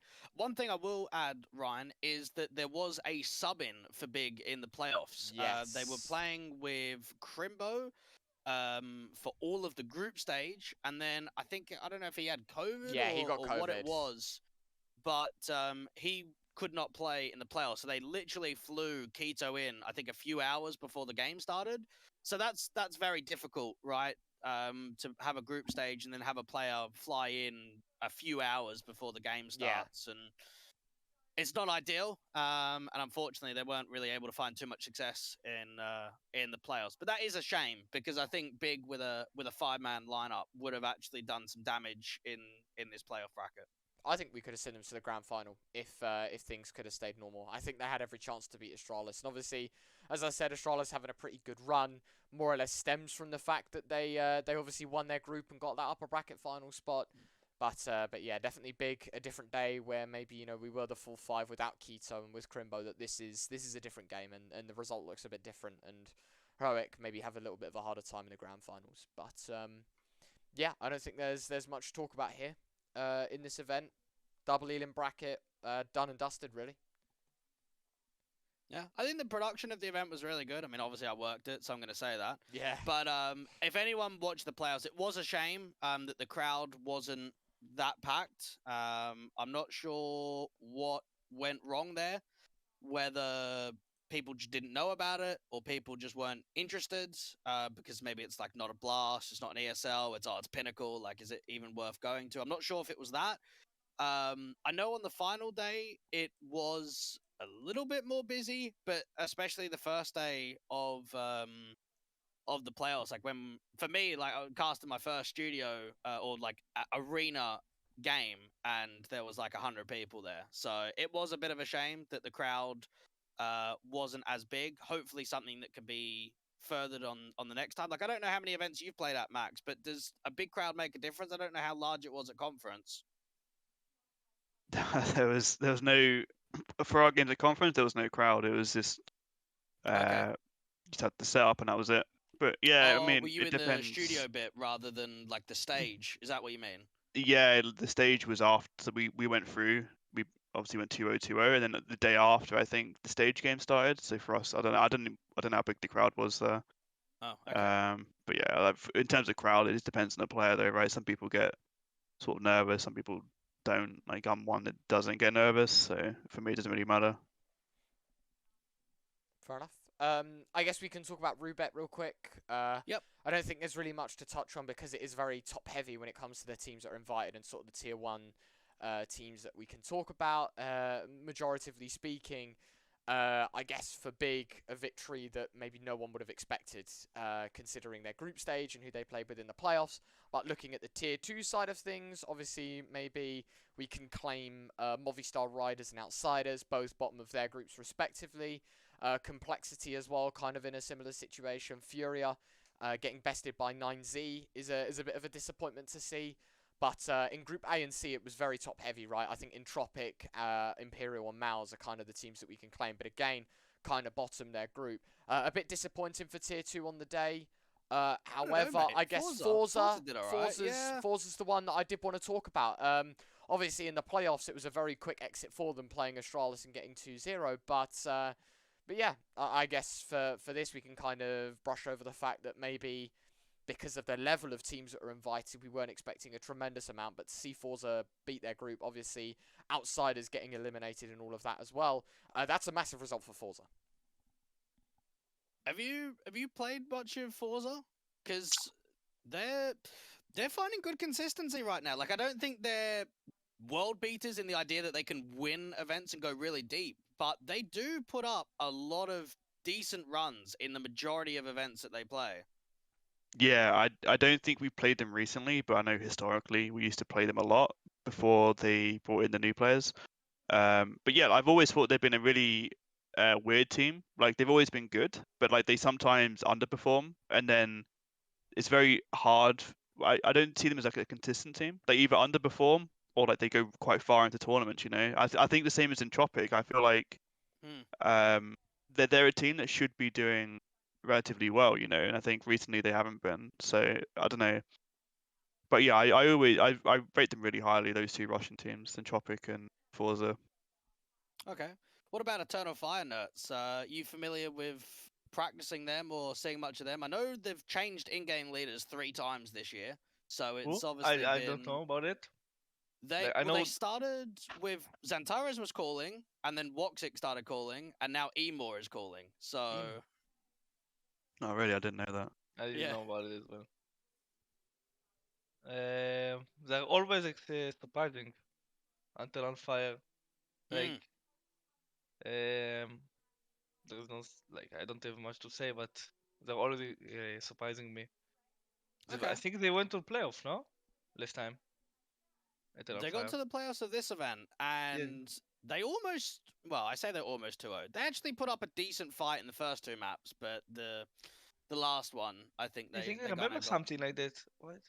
Yeah, they almost won big. No, not almost, but I remember I saw that too. It was pretty close. Yeah. Hmm. I mean, that is kind of surprising because Big's home turf is Dust 2. Like, I know Eternal Fire aren't a bad Dust 2 team, but anytime any team wins Dust 2 versus Big, you got to be doing something right. The concern I have is Woxic just seems to either be a bit average or have a good game pretty rare. And knowing that he's been stripped of his in-game leadership, would you expect, Max, that if you were an AWP and IGL, and then you hand the IGL off to someone else, like you just go straight back to being a top performer again, or? I mean, that's the ideal scenario, right? But it depends sort of how different each player is calling. If they swapped it 3 times, then obviously they're having a bit of a crisis in that regard, right? But it might be that what you say, Immortals can't really do it now. Or maybe it's a different philosophy on Open or something. I don't know. Maybe he has less freedom. But yeah, obviously the Woxic that you want to see is the explosive one who's hitting all the shots, right? But yeah, obviously it's hard to tell without knowing the insides of the team, right? I thought it was pretty cool, right? I don't know if you saw much of it, but they had the analysts in the studio, I believe, in Serbia. I don't think the casters are online, as far as I'm aware. Yeah, casters are at home. Yeah. But knowing that it's, I mean, an online event and it's quite a big prize pool and quite a lot of teams, it is actually pretty cool to have the hosts and analysts there. I know that good mate Anthran got memed on a little bit. I don't know if you saw that clip. The stunner clip. Yeah. The stunner clip, yeah. That was brilliant, yeah. So here's the thing as well, right? Me being an absolute idiot, I got offered to stand in for this game before Anthran, but my phone died and I didn't get the message. Oh, so that could, no. yeah. So actually, as much as I would have loved to avoid Roobet, I dodge a bullet. I dodge a massive bullet by not getting memed on the stream. So we'll you know, swings and roundabouts. But yeah, I don't think there's really much to talk about. I think it's awesome to see that we're having more online CS with these sort of like top-heavy prize pools of 250k for online. You know, pretty mad.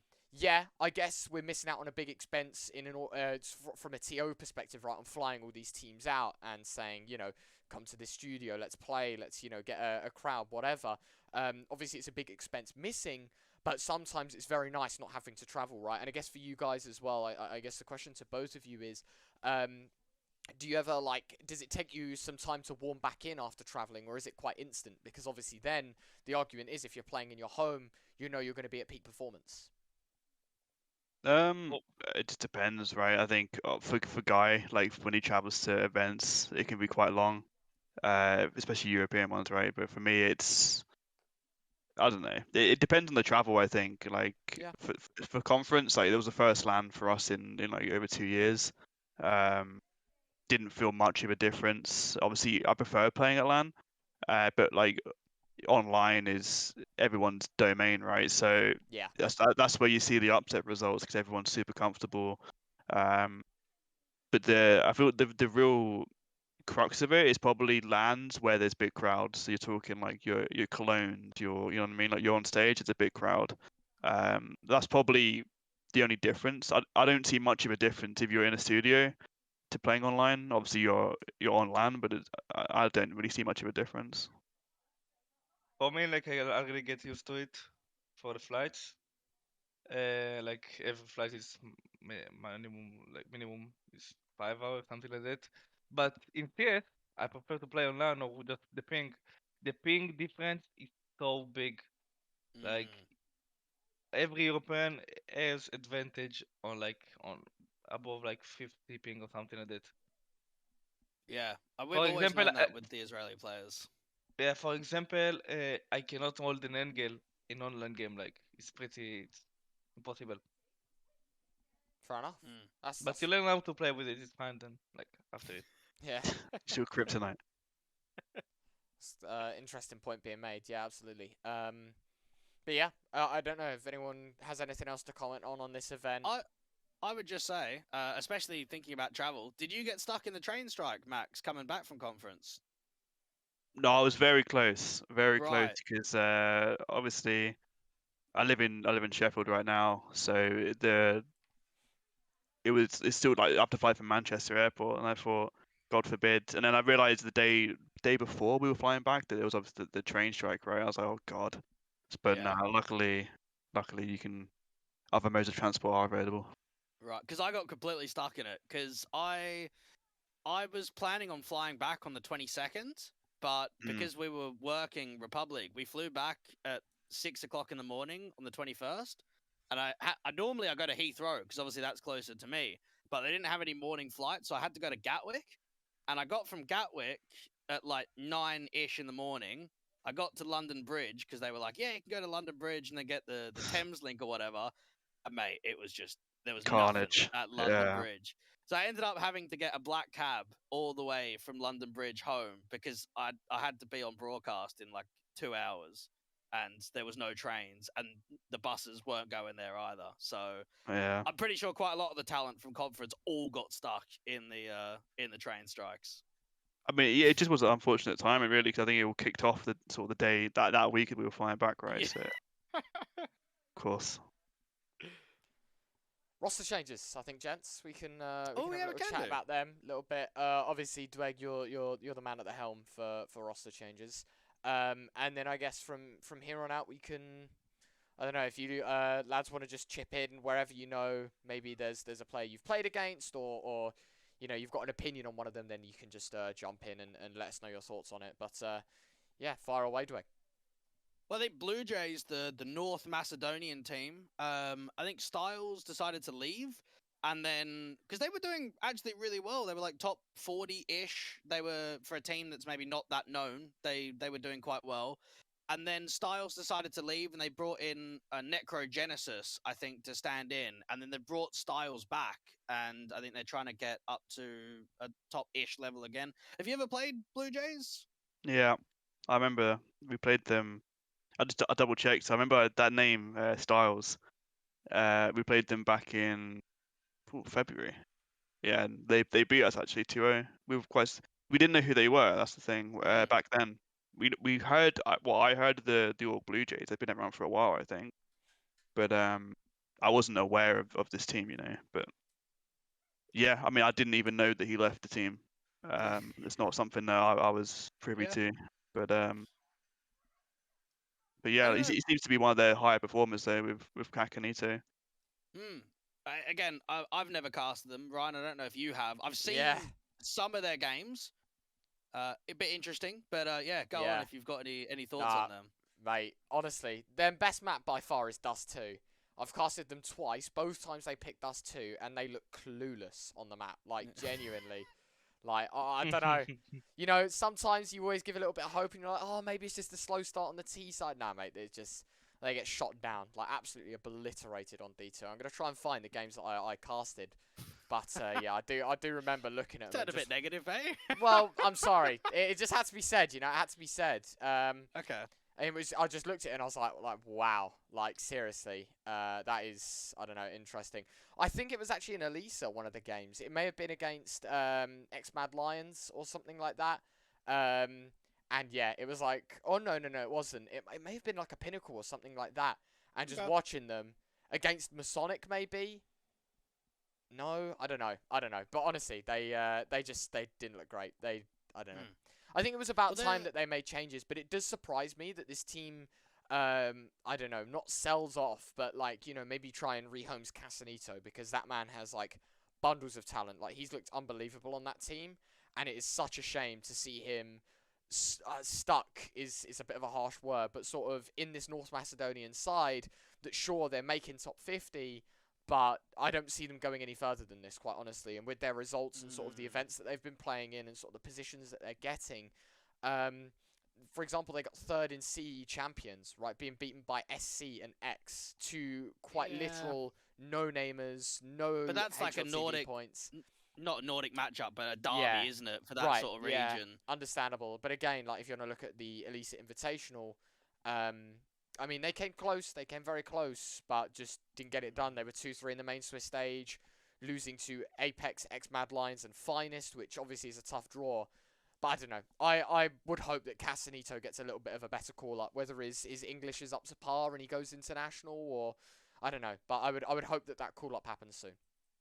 Nertz, I see you doing a bit of the FPL every now and then. Do you ever play with what is it, Casanito? Do you play with him? Kakanito, yeah, he's actually a good guy. Yeah? I played with him a couple of times. I'm kind of a friend of him. Like what my all of my Israel players play with him. I think Sergio and Mori played with him in a team. But he's a really good guy. He deserves to play in a better team. Okay.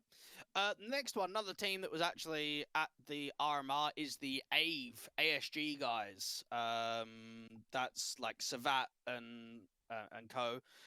They've just disbanded after playing together for nearly a year without even a single roster change, which was kind of surprising how long they kept that 5-man lineup together. Obviously you didn't play them at the RMR, but did you see much of them at all? I think it's like Pora, Sugar, Savat. Yeah, I mean, I think first and foremost, I think them making the RMR was a big surprise, and Yeah? like I wasn't even aware.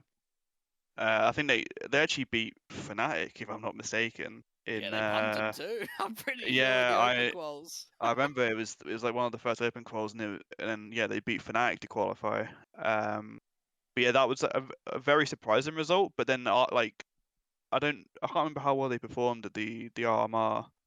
They got one win, I'm pretty sure, in a best of one, and that was it. But then I didn't really hear much after. It was obviously you have like teams like Bad News Eagles where they went really far, and then you hear after the event they're still performing. But for this team, it was almost like a fluke. They qualified for the RMR, and then that was it. And then I didn't even know they disbanded, to be honest. Okay. Next one down the pipeline, we spoke about OG in the couple of events. They've just picked up Fiku and NeoFrag. I feel for Sinners because you're losing basically your best player, but it is a tier 1 team, so it's an opportunity that you can't say no to. Fiku as well, I think had been on that AGO side for quite a while, and he was sort of the young new blood when they had some of the older players. Obviously, AGO these days looks very new and a lot of fresh faces. But even at Pro League, he was putting on some monster performances. So I think he dropped 40 kills in one map in Pro League last season. So opportunity for him and NeoFrag to go to OG. Are you a fan of this move at all? Yeah, I like it, but I was also surprised by it. I didn't realize OG was the type of team to do this sort of a move.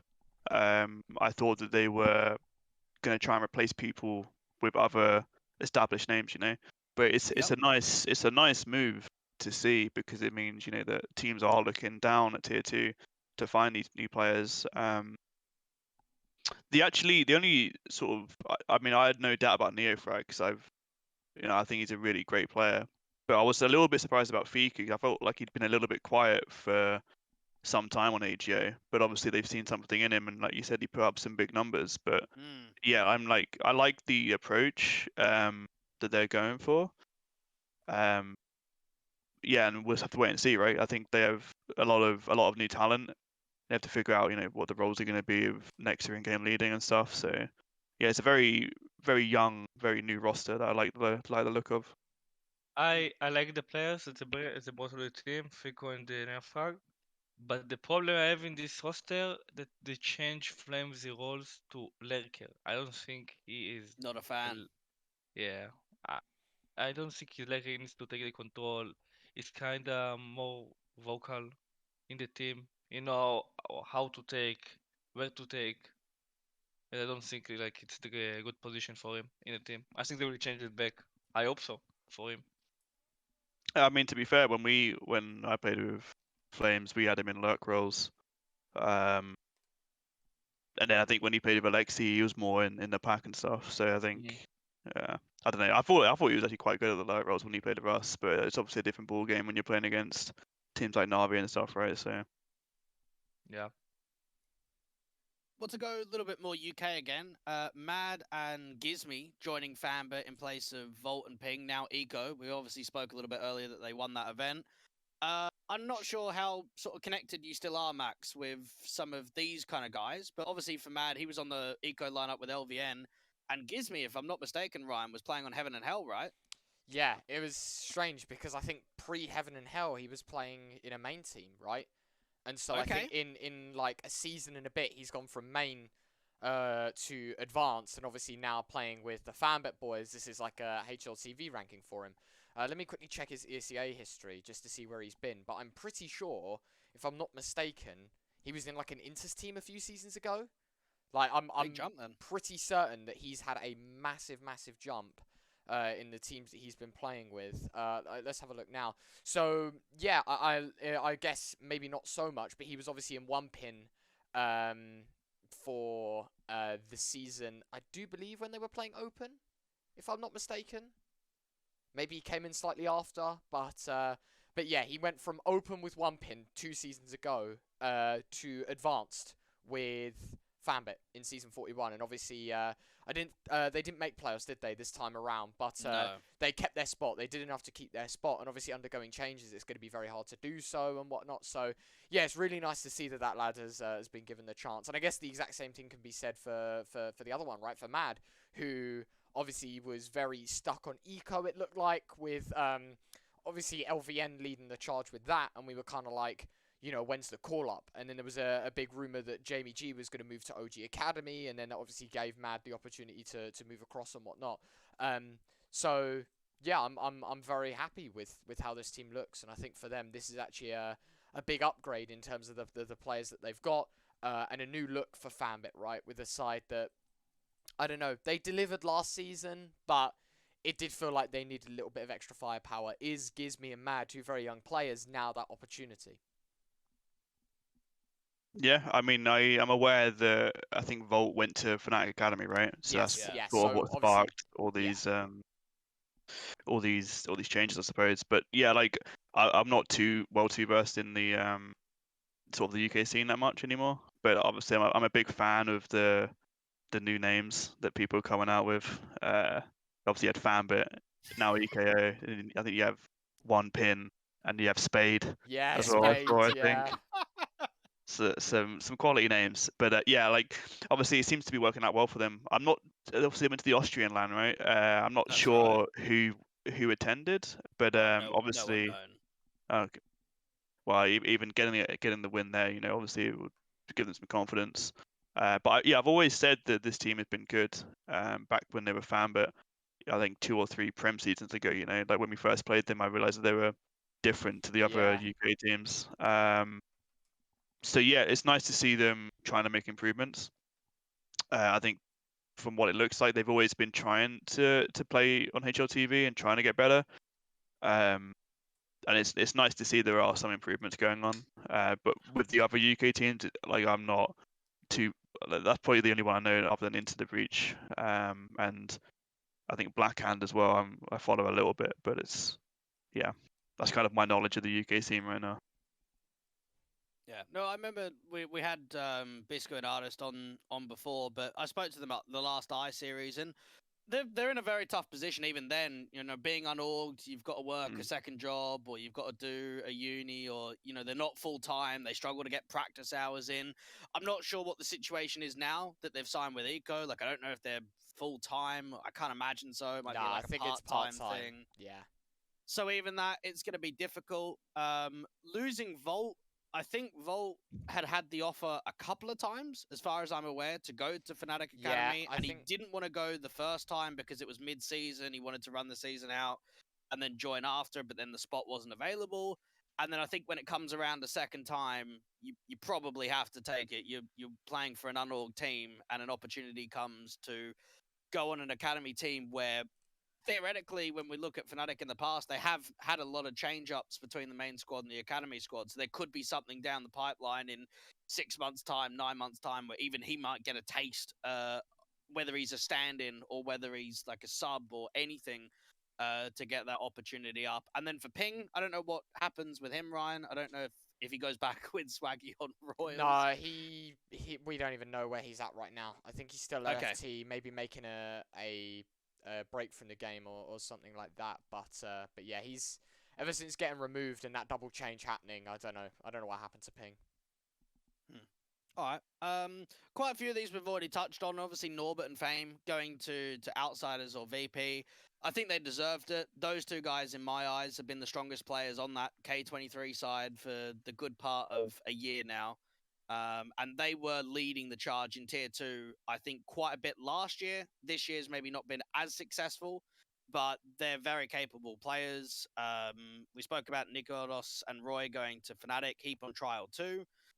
Lollipop 21K finally getting a team over at 1win now. I know that he was playing with Finest a little bit. I don't know if you saw him at all, Nertz, playing on that team, subbing through, but I think there were some contractual issues, and that's why he couldn't go over to Finest. But when I look at Lollipop 21K, I feel as if he's been one of the strongest riflers in Tier 2 for God knows how many years. So Cool. it was only a matter of time until he got a call up. I don't know, is this the best offer? I'm not sure. I don't know. Maybe it's like he could wait a bit and get a better offer. But for sure, like Lollipop is a really good player. By the way, we did a trial with him in Endpoint. When Boros benched himself, he's a really good player, to be honest. Yeah, I think he deserves a better team than 1win. Fair enough. Because he was on the Mega for what Oh, was it, mate, 4 years, yeah, a he's like- very long time. Sat on He's got the Zello sidelines. syndrome. Just played on Yeah. Nexus for like 5.5 years. So Yeah. we'll Yeah, see. he's a very good player. Yeah. When we had Ross as our coach, he was always saying like Lollipop, great player all the time. Great pit player on Inferno. But so we ended up trying him out a couple of weeks ago, months after Boros benched himself. But yeah, like I'm not too sure whether it's I think he was on the bench since like quite early on in the year, I think, from Namiga, if I recall. Quite a while. Yeah, it's been at least 6 months. So I think at this point he just wants to be on a team, and I think it is a good team for him to sort of show what he's worth, you know. They're not bad, that 1win team. Like, I know sometimes they can be a bit inconsistent, but you got Deco on there. Yeah, That glowing guy is just insane. Anytime I see him rifling, he's just hitting every shot in the world. And then obviously Deco just puts up wild numbers in every single series. So if they can get like the most out of maybe those three guys, you could be looking at a pretty decent CIS contender at that sort of level. yeah, that's what I saw when I saw him join. I didn't realize to what extent the team was, you know, and I saw, okay, well, they do have Deco, Glowing, and Lollipop now, so they have a lot of firepower on that team. They just got to get Flamey to not like leave the server mid clutch when it's 15-14 or whatever. So if they can if they can work on that, they'll be all right. Mir replacing Lackey on Entropic. I don't know if you guys have played much of Entropic or pracked them, but obviously we know they've been rough for the last few months. They had a very good last year. They had a very good start to this year. And it's just gone a little bit stale. So a roster change, I guess, had to be made. Yeah, I don't think we played him since before the RMR, but I've always thought that Mer was a surprising bench in the first place. I think he benched himself on Spirit, right? Which was surprising. I think he was one of the best riflers in the CIS region at the time. So it looks as if it's a complete upgrade in that sense. But again, like I said before, like Entropic are a team that I rate really highly, but they're not getting the results that they want to get, obviously. So it's a weird one. I don't know exactly what's wrong with that team right now. But yeah, like I honestly thought they were always going to be a top 20 team consistently. But it seems that they're getting like upset quite a few times now. So I don't know. Maybe it's just bridging that barrier between tier 2 and tier 1. I mean, when we think back to the last few years, other than Gambit youngsters that made that jump, I mean, who else has even attempted that? I don't think anyone has achieved it. There's been a couple of times where you look at maybe Movistar Riders and you think, okay, they might make it, and then they don't. And then you look at Entropic and you think, oh, okay, they might make it, and then they don't as well. So maybe that bridge at the moment is just so far that it's going to take quite a lot and maybe a roster change here or there to make that next jump. Gamer Legion parting ways with Rusty and Era. I was quite surprised about that, to be honest. Like, I know they didn't have a good showing at the RMR, but knowing how long Era had been there and how much praise I've heard as Rusty as an IGL, for them to both be gone, any surprises there? I didn't see it coming, to be honest. I thought they were always a team that just stuck together. You know, from what I think they were there for like what 2 or 3 years, I think, in Game Legion. I didn't see it coming, but maybe they've got. I mean, there's 2 names that come to mind as replacements already. Can't then. Well, I think the I think they could get Hooksy, for example, if Copenhagen Flames aren't Really? rebuilding. You reckon Maybe. he goes I mean, it's a possibility. I don't know. I was just gonna say quickly. I think maybe Apex. Like, is that a better team than Gamer Legion? 'Cause Yeah, obviously I they do. don't have an Yeah, IGL. obviously Yeah, I Apex didn't as think well. about it, to be honest. Yeah, obviously the Apex move is more. It's probably better for him, but I wouldn't rule it out. And I think Wolfie, the AWPer, maybe he's joining Game Legion. I don't know. But yeah, like it was a very. I didn't even real. I think someone mentioned to me on TeamSpeak. I was like, what do you mean they've made changes? I was like, oh, they tweeted it. I was like, oh, I didn't even see that. But yeah, it was very, very surprising. And then that sort of region, Dignitas dropping their lineup. Do you think that any of the players could find good offers soon? I don't know if Nertz, if you think maybe some of those guys could be quick to get back on the team. Because who have you got? You got Hulzerk, you've got Letcro, Freiberg, and Forest. Those are the other 4 guys. Obviously, Heaps on trial right now for Fnatic. Could you see any of those guys going to a good offer soon? Yeah, I think Olzerk and Forest deserve to play in the team at the moment. Yeah. Yeah, maybe. I just think it's a very hard climate to find a team because obviously they're gonna have very high expectations, unless they lower it, sort of they drop Very into true. if they drop into the tier 2, tier 3 sort of scene, then sure. But Yeah. it's I don't know. Like you look at the top 20 teams right now, who's making roster changes? I'd say almost none of them, right? So that's where you are looking at sort of your tier 2s. I wouldn't, maybe not tier 3, but your tier 2s like Apex, for example. They made 2 changes, I think. Is it 2? Chawsy's gone, isn't he? Chawsy and Chawsy and Asilian. Asilian. So yeah, that's obviously opened the spot for an IGL. But was Chawsy their AWPer? I don't remember. No, Or was he a no. rifler? He was an AWPer on Savage, but they put him in all the bad spots on Apex, and And they put him on a rifle when he's Okay. Yeah. So obviously there's a rifle spot open there, but it's like, when you're Forest, for example, do you really want to play tier 2? Like, I don't know. True. But it's always tricky with these roster changes because there's never a nice time to make these changes. So you're always going to see something outrageous happen, where a team is just going to be like, okay, well, yeah, let's get Forest or something. Like I can't really see them getting a team quickly. I mean, maybe Gamer Legion, if they wanted to make it like full Swedes, do it that way. The potential of maybe Freiberg going to Mouse, replacing Dexter, trying to give them a little bit more experience with an IGL role, perhaps. RIP NBK. Yeah. So I don't know what goes on with them. I mean, Wonderful joins Spirit. I don't think people are too surprised about that.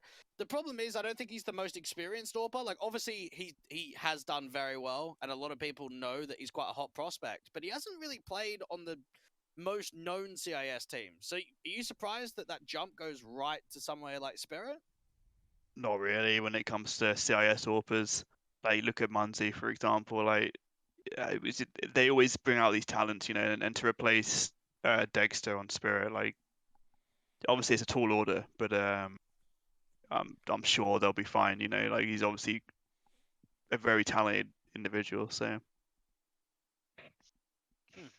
Yeah. Okay. And one of the other teams that was at conference for the win have made some transfers with Saw after just qualifying to EPL. Stododo is going to for the win.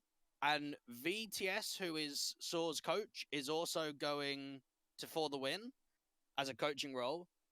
Ujerks and Story are going back to Soar, and then Arky, the Spaniard, is putting himself in a coaching role on Soar as well. So they are changing the Portuguese teams quite a bit between Soar and For the Win. And what is funny as well is that Story went to Soar a little bit last Yeah. year and was absolutely dogging it over there, but they've maybe seen what he's done on For the Win and they want to bring him over for a second time. Yeah, I mean, I didn't see this one happening again. I'm not that involved in the Iberian scene, but it's a weird one because I think Sododo is very good as an AWPer, very impactful player, and it just seems weird that this team just qualified for Pro League and then they've made 2 changes to then swap with Sort. You know, it's a very so then they're not going to, like, obviously 2 of their players aren't going to Pro League anymore, but yeah, I mean, I don't really know. I didn't really know of the FTW team that much before. We played them a little bit in practice, so I'm aware of the story he played for Saw beforehand. But yeah, I think obviously it's a kind of like a new start for Sododo. I think he was in Saw for a long time, and I think he's always been a very good AWPer.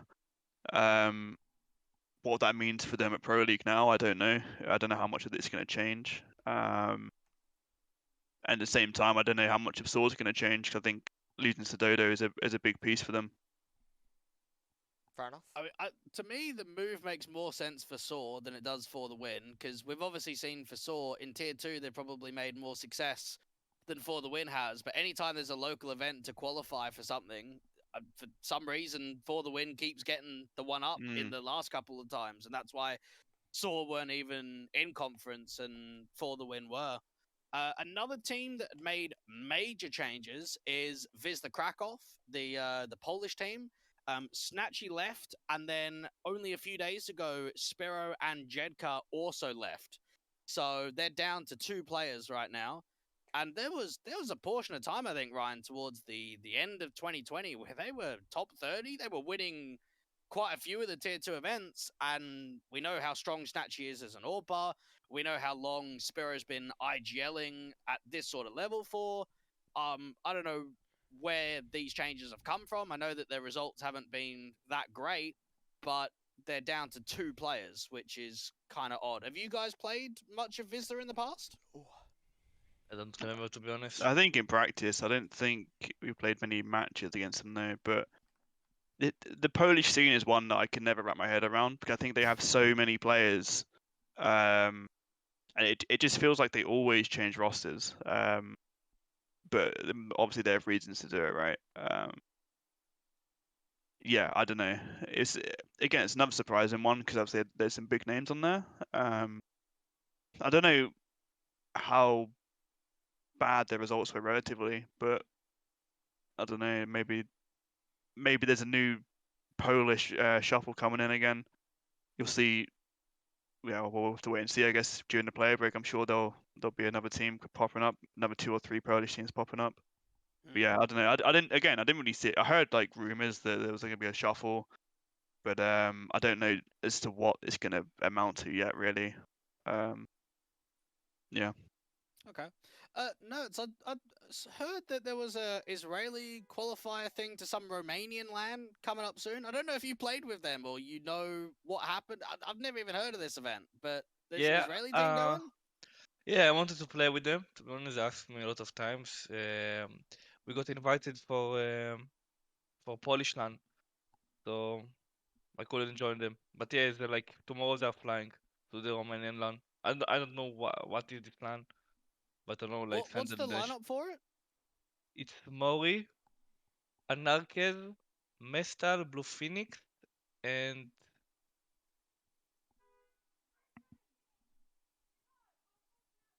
Shushan. Sorry, this is this. Okay. Yeah. Nice. Do you reckon? And the coach is the 80K coach. It's player. Oh, the spray XD. XD guy, right? Yeah, exactly. Yeah. Okay. Yeah. Do you reckon we'll ever get the brothers playing together of Sushan and Flames? Will that ever happen? Yeah, play with them in a team. With them like together in a team. All right, Ryan. If you got anything else, I think we Nah, can wrap mate. it up. To be Yeah, honest. all good here. Thank you, gents, for joining us as always. Obviously, Max and Nertz from Endpoint. Thank you very much, you guys. Yeah, make sure to go and drop them a follow on Twitter. That's it for us. We'll be back soon with another episode. Until then, everyone, have an amazing afternoon, and we'll see you next time. Bye bye. Thank you guys.